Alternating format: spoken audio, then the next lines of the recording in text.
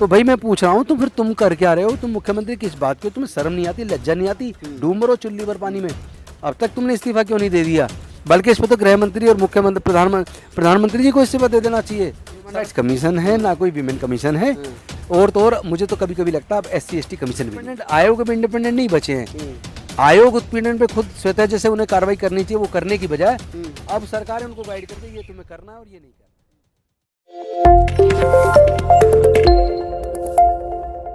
नमस्कार, मैं राहुल नागपाल और आप देख रहे हैं हमारा YouTube चैनल बोल 85। मणिपुर की जो हिंसा है और जिस प्रकार से वहां पर महिलाओं को नग्न करके घुमाया गया, पूरे देश में गुस्सा है और विपक्षी दल कहीं ना कहीं सरकार को घेरने की कोशिश कर रहे हैं। और पार्लियामेंट में जो सत्र चल रहा है वहां पर प्रधानमंत्री जी की जवाबदेही को लेकर के विपक्ष एकजुट है। हमारे साथ पूर्व कैबिनेट मंत्री राजेंद्र पाल गौतम हैं, उनसे बातचीत करने की कोशिश करते हैं और जानने की कोशिश करते हैं कि आखिरकार वो इस पूरे मामले को किस तरीके से देखते हैं। मंत्री जी, आज़ादी के 75 साल के बाद में जिस प्रकार से महिलाओं को नग्न करके घुमाया गया, बताया जा रहा है आदिवासी समाज की महिलाएं, कैसे देखते हैं आप?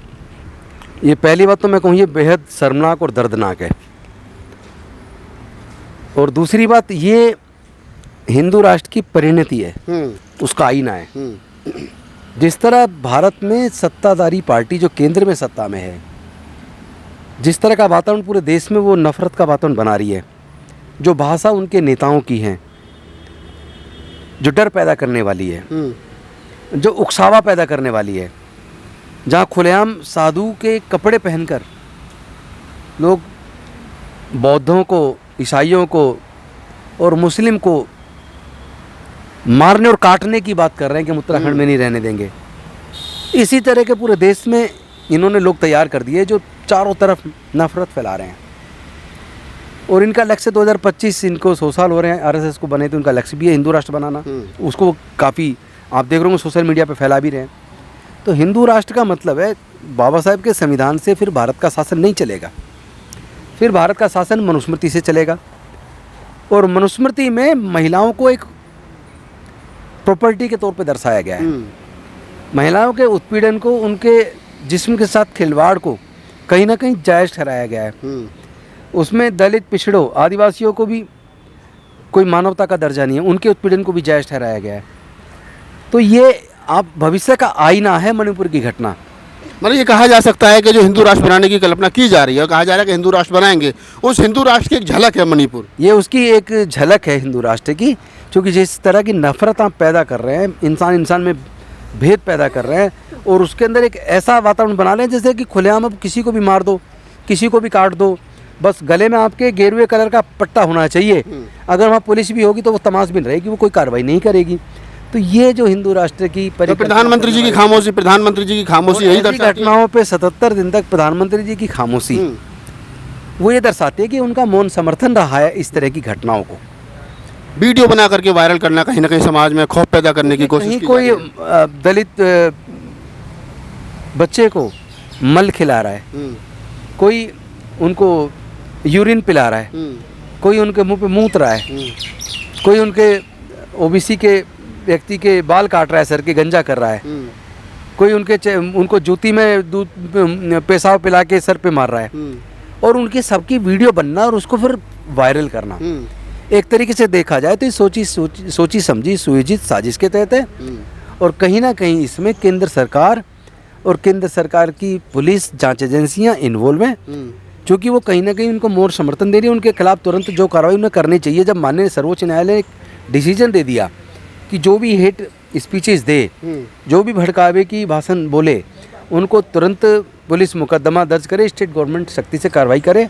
लेकिन ऐसी घटनाओं पे जिस तरह कार्रवाई नहीं होती है और खुलेआम लोग वीडियो बना के डाल रहे हैं, और वो उनके खिलाफ जो कार्रवाई तुरंत पुलिस को तत्परता से करनी चाहिए, जब वो नहीं होती है तो लगता है जैसे उनका मौन समर्थन है और उनके समर्थन से ऐसे गुंडों के हौसले बुलंद हो रहे हैं।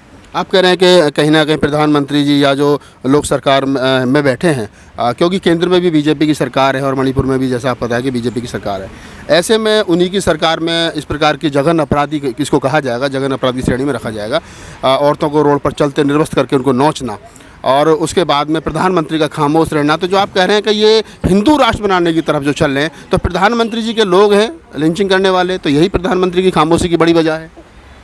इसमें तो कुछ संदेह नहीं, सबको समझ आ रहा है पूरे देश को समझ आ रहा है प्रधानमंत्री जी 77 दिन खामोश रहे और उन्होंने अपनी आर्मी को, पुलिस को लगा के, वो चाहते तो पहले ही दिन उसको रोकने की कोशिश करते तो रुक जाता।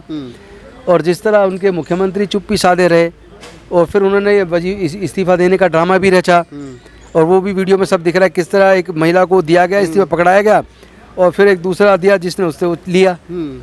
तो वो सब कुछ दिख रहा है, एक सोची समझी साजिश के तहत सब हो रहा है। और फिर वो जो मुख्यमंत्री बयान देने की तो एक वीडियो, ऐसी तो हजारों हैं, घटनाएं हुई हैं। ये कह रहा पूर्व की वीडियो है। तो भाई मैं पूछ रहा हूँ तो फिर तुम कर क्या रहे हो? तुम मुख्यमंत्री किस बात के, तुम्हें शर्म नहीं आती, लज्जा नहीं आती? डूब मरो चुल्ली भर पानी में। अब तक तुमने इस्तीफा क्यों नहीं दे दिया? बल्कि इस पर तो गृह मंत्री और मुख्यमंत्री प्रधानमंत्री जी को इस्तीफा दे देना चाहिए, शर्म से डूब मरना चाहिए इनको। नहीं, एक चीज़ और निकल करके आती है, मंत्री जी के सवाल ये भी खड़ा किया जा रहा है कि चलो सरकार को छोड़िए, महिला आयोग क्या कर रहा है? नहीं, महिला आयोग है कहाँ?